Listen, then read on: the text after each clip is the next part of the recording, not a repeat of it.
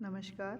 हमारा आज का विषय है हिंदी साहित्य तृतीय वर्ष के विद्यार्थियों के लिए हिंदी निबंध के प्रमुख प्रकार। जैसा कि आप जानते हैं, हिंदी साहित्य बीए तृतीय वर्ष में हिंदी साहित्य के पाठ्यक्रम में 2 प्रश्न पत्र संचालित हैं, जिसमें प्रथम प्रश्न पत्र पद्य से संबंधित है, जिसमें आपको हिंदी साहित्य के इतिहास के अंतर्गत आधुनिक काल का अध्ययन करना होता है।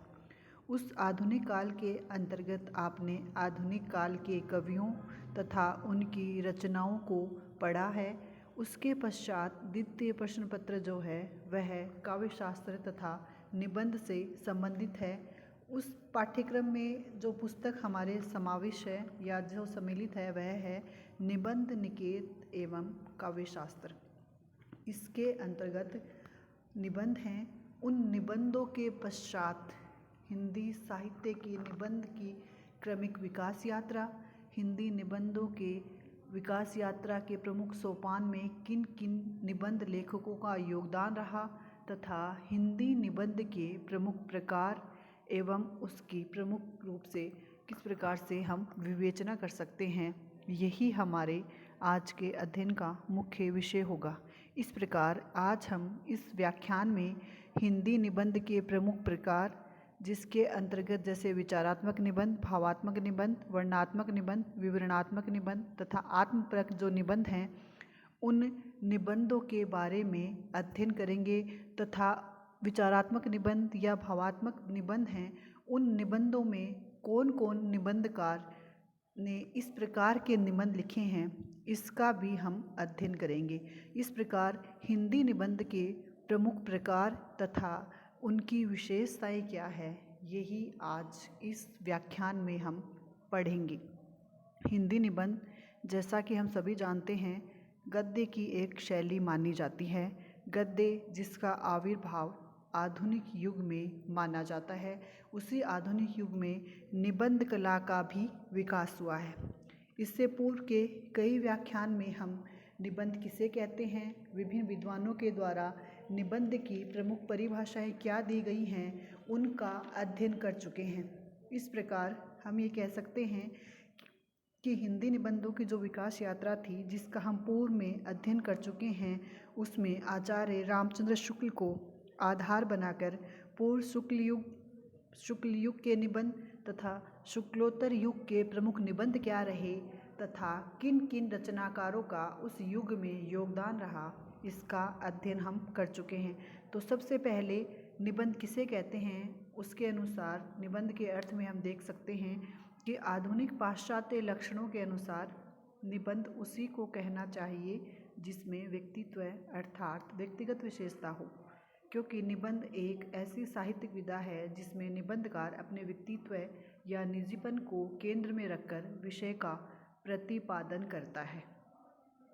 अब निबंध की इसी अर्थ के अनुसार कुछ विद्वानों ने निबंध की प्रमुख परिभाषाएं भी दी हैं, जिसके अंतर्गत बेकन के अनुसार या बेकन ने निबंध की जो परिभाषा दी है वह है निबंध विचारों का वह संक्षिप्त विवेचन है जिसमें बुद्धि तत्व की प्रधानता होती है। उसके पश्चात आचार्य रामचंद्र शुक्ल, जिनका निबंध कला के क्षेत्र में अत्यंत ही महत्वपूर्ण योगदान माना जाता है। हिंदी निबंध की विकास गति भी आचार्य शुक्ल के निबंधों के साथ तीव्र गति से होती है। आचार्य रामचंद्र शुक्ल ने जो निबंध लिखे हैं, जो उनकी चिंतामणि के प्रथम एवं द्वितीय भाग में संग्रहित हैं, उनके बारे में तथा उनकी विषय वस्तु तथा निबंधों के प्रमुख प्रकार में हम पढ़ चुके हैं। तो आचार्य शुक्ल के अनुसार आधुनिक पाश्चात्य लक्षणों के अनुसार निबंध उसी को कहना चाहिए जिसमें व्यक्तित्व अथवा व्यक्तिगत विशेषता परिलक्षित हो। उसके पश्चात आचार्य नंद दुलारे वाजपेयी के अनुसार असंपूर्णता का विचार न करने वाला गद्य रचना का वह प्रकार जिसमें स्वानुभूति की प्रधानता हो, जिसमें लेखक का व्यक्तित्व पूर्ण रूप से प्रतिबिंबित हो तथा जिसकी शैली मौलिक तथा साहित्य उच्च कोटि का हो, ऐसी रचना निबंध रचना की श्रेणी में आती है। इस प्रकार निबंधों की प्रमुख परिभाषाएं तथा निबंधों के प्रमुख विद्वानों के द्वारा जो अपने अपने अनुसार परिभाषाएं दी हैं, उनके अनुसार हम यह कह सकते हैं कि निबंध को गद्य की कसौटी कहा जाता है। आधुनिक साहित्य की एक सर्वाधिक महत्वपूर्ण विचाराश्रित, सबल, गंभीर एवं प्रौढ़ विधा मानी जाती है हिंदी निबंध, जो गद्य का अत्यंत शक्तिशाली रूप विधान भी कहलाता है। उसके पश्चात, इन्हीं परिभाषाओं के पश्चात हिंदी निबंध को कितने भागों में विभाजित किया जा सकता है। चूँकि हम यह जानते हैं कि निबंध गद्य की एक विधा मानी जाती है, गद्य की एक विधा है, तो उस विधा के अंतर्गत उसके प्रमुख प्रकार भी होते हैं और उसी को डॉक्टर गणपति चंद्र गुप्त ने 5 प्रकार से विभाजित किया है, जिसमें प्रथम जो प्रकार है वह है विचारात्मक निबंध।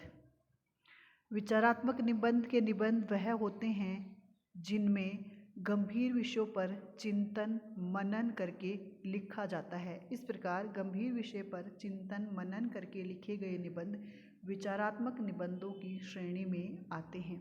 इनमें बुद्धि की प्रधानता तथा विचार सूत्रों की प्रमुखता रहती है। निबंधों की या इस प्रकार के विचारात्मक निबंधों की जो शैली है या जो लिखने का तरीका है, वह व्यास तथा समास दोनों ही रूप रखते हैं, अर्थात वह संक्षिप्त रूप में भी लिखी जाती है तथा वह विस्तृत रूप में भी लिखी जाती है।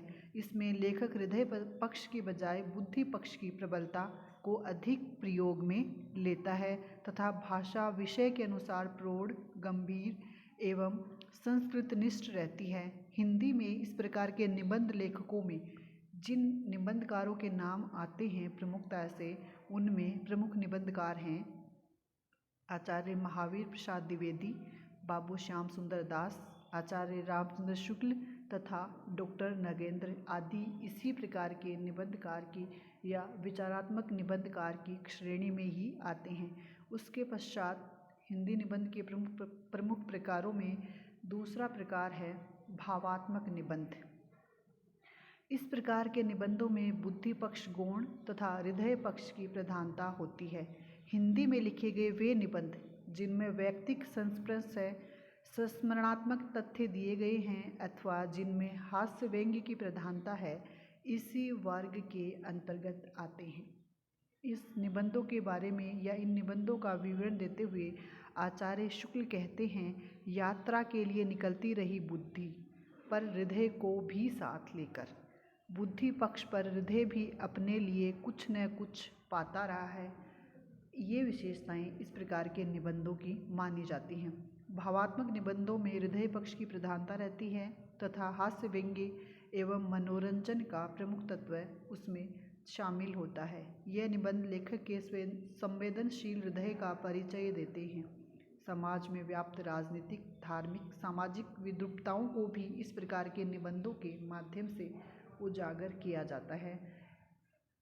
प्रमुख भावात्मक निबंधकार अगर हम हिंदी में देखें तो उनमें भारतेंदु हरिश्चंद्र, प्रताप नारायण मिश्र, अध्यापक पूर्ण सिंह तथा हरिशंकर प्रसाई इस प्रकार के निबंधों की श्रेणी में आते हैं। उसके पश्चात निबंधों का तीसरा प्रकार है वर्णनात्मक निबंध।